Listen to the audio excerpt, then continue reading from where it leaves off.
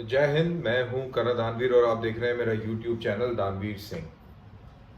अब 2 दिन पहले इमरान खान ने एक बहुत बड़ी तकरीर करी इस्लामाबाद में और कितने लोग आए कितने लोग नहीं आए इसके ऊपर बहुत बातें हुई, विवाद हुआ।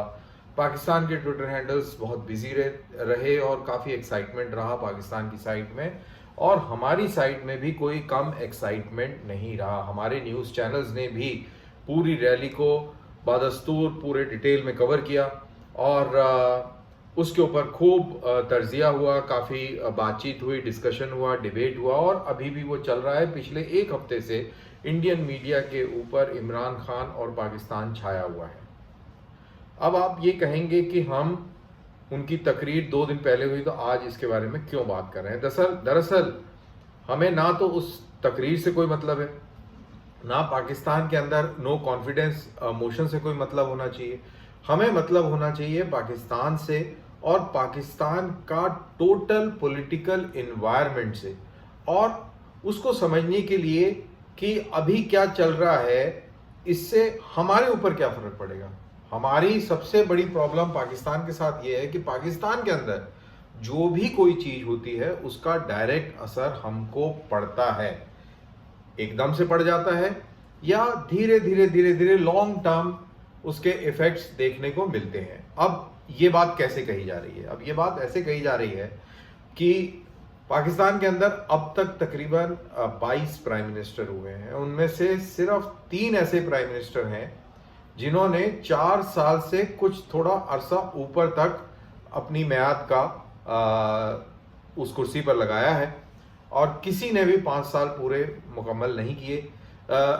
और ये जो 3 हैं वो लियाकत हैं, जो फर्स्ट प्राइम मिनिस्टर थे, उसके बाद में आपके गिलानी साहब हैं और फिर आपके नवाज शरीफ साहब हैं। इनके अलावा और किसी ने भी पूरा अरसा नहीं किया।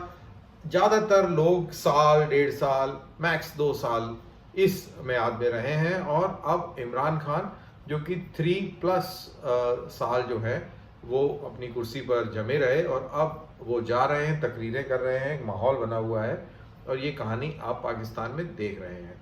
अब इस मुल्क का, ये मैं कई बार कह चुका हूँ, टेलीविजन्स पे कह चुका हूँ, अपने लेखों में कह चुका हूँ कि पाकिस्तान एक अननेचुरल स्टेट है। Let's understand that. इसकी कोई ऐसी कोई हिस्ट्री नहीं है जो कि इसको अलहदा रखती हो, अलहदा करती हो, अलग रखती हो। इसका कोई जोग्राफिकल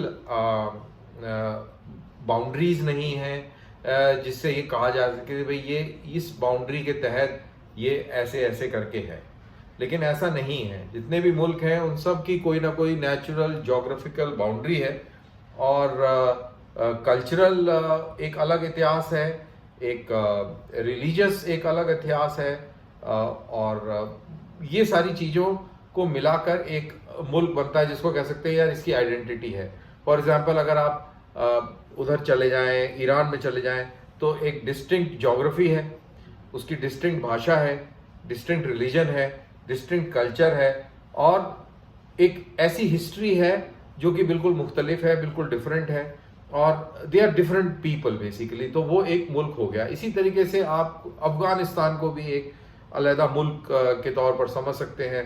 फिर आप तिब्बत एक अलग मुल्क है जो कि चाइना के कब्जे में है। लाइकवाइज नेपाल, उसका सब कुछ सेम है, रिलीजन और हमारे रिलीजन उनसे मिलता है, लेकिन उसकी जोग्राफी, उसका लैंग्वेज, उसका कल्चर वो उस तरीके से नहीं मिलता, तो वो भी एक अलग मुल्क है। सिमिलरली भूटान है।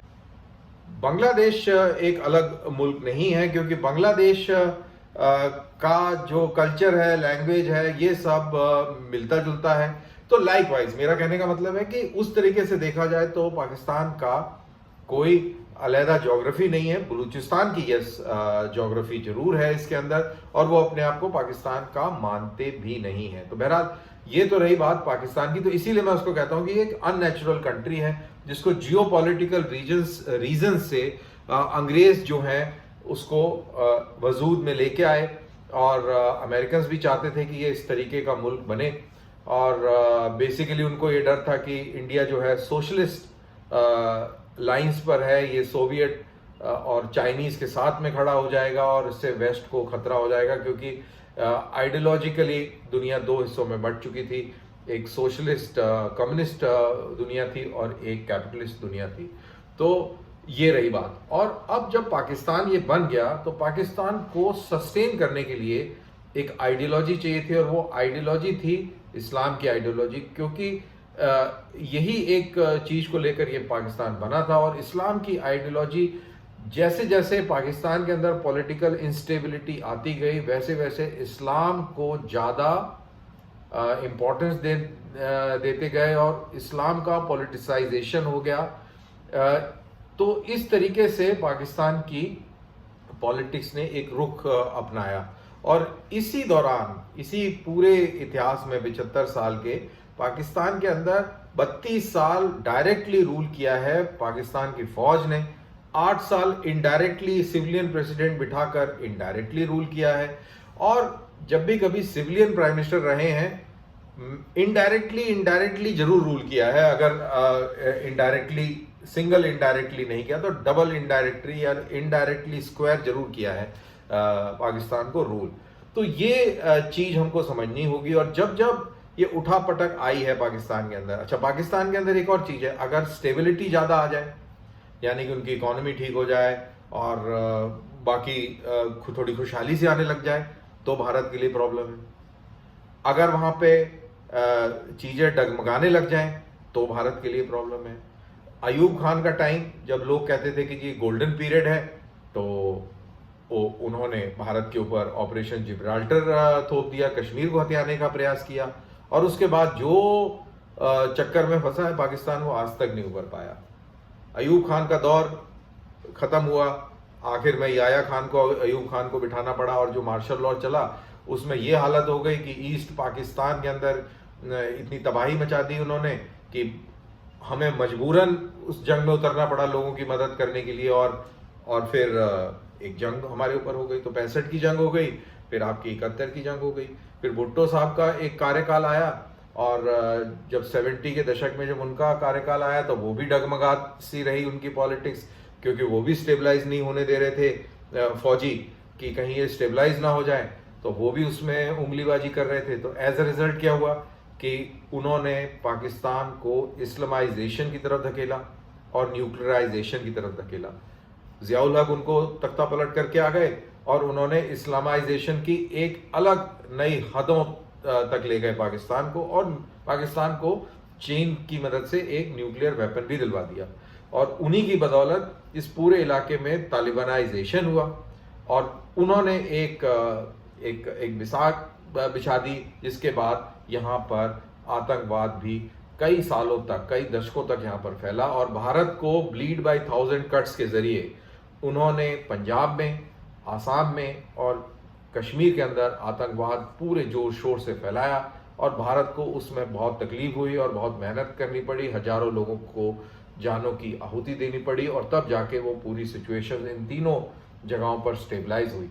अब बीच में बेनज़ीर आई, नवाज शरीफ आई, फिर बेनज़ीर आई, और ये सब ड्रामा चलता रहा, और एट द एंड मुशर्रफ आ गए। और मुशर्रफ ने, जब मुशर्रफ और नवाज शरीफ के आपस में नहीं बन रही थी 99 में, उन्होंने चुपचाप बगैर प्राइम मिनिस्टर को बताए कारगिल का युद्ध कर दिया।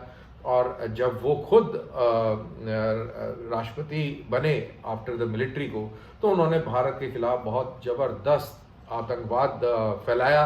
और इसी आतंकवाद की कड़ी के अंदर आपका मुंबई भी है, आपका पार्लियामेंट अटैक भी है, और फिर आप आगे जाए तो फिर उड़ी भी हुआ, और फिर अब पुलवामा भी हुआ अपने इमरान भैया के टेन्योर में।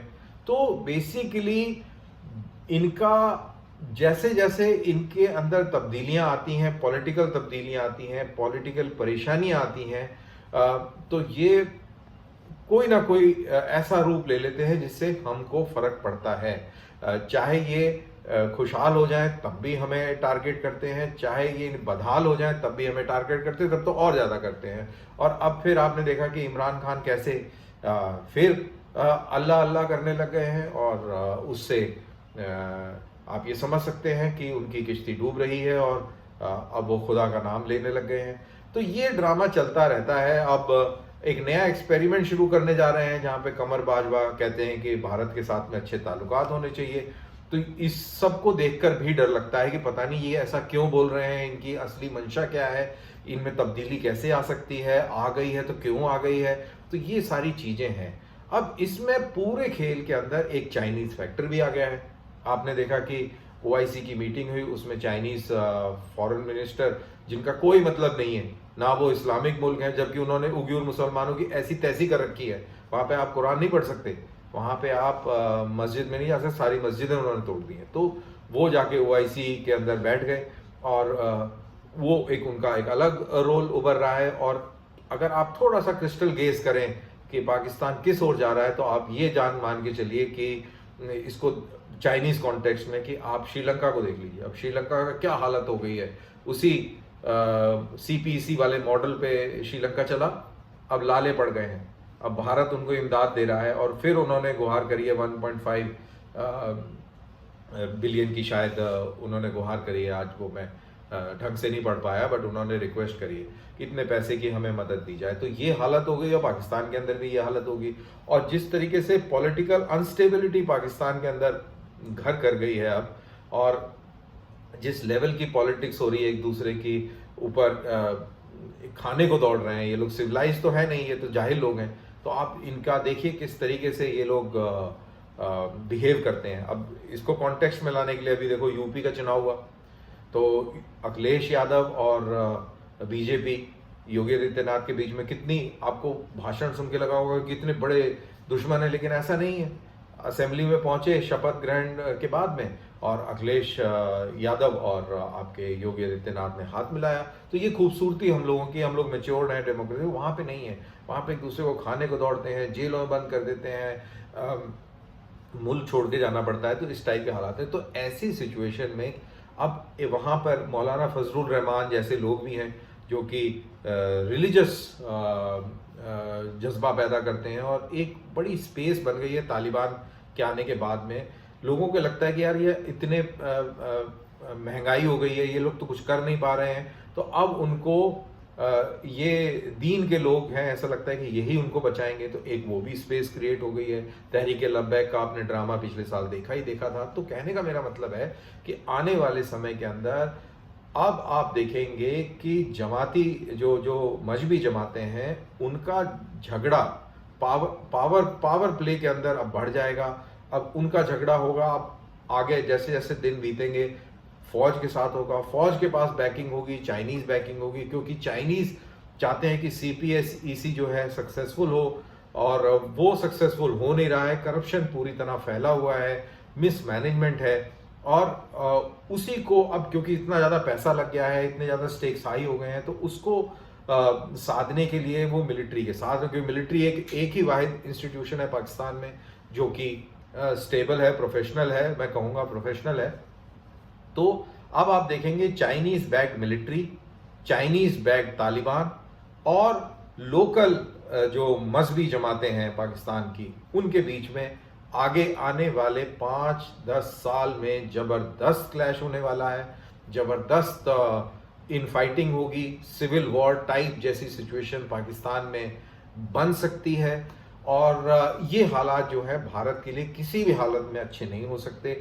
इनफैक्ट मैंने आपको बताया कि 60 के दशक से लेके आज तक कोई भी पाकिस्तान का हुक्मरान हो, कुछ भी हो, हमारे लिए वो कभी भी अच्छा नहीं रहा है और आगे भी नहीं रहेगा, क्योंकि मैंने जैसा पहले बताया अननेचुरल स्टेट है। और इस अननेचुरल स्टेट के अंदर जो पावर इक्विलिब्रियम है वो पूरा का पूरा फौज के पास में है। आम लोग जो है वो दुखी हैं, त्रस्त हैं, फौज एक्सपोज हो चुकी है। अब लोगों का धीरे धीरे से एतबार उस तरीके से कम भी होता जा रहा है। तो ऑल दीज फैक्टर्स इंक्लूडेड आप देखेंगे अगले 5-10 साल के अंदर पाकिस्तान के अंदर तबाही के मंजर होंगे, और इस वजह से हमें और केयरफुल, अलर्ट और सचेत रहना होगा। तो ये था मेरा ये वीडियो पाकिस्तान के हालातों के ऊपर, स्पेशली दी पॉलिटिकल अनस्टेबिलिटी के ऊपर।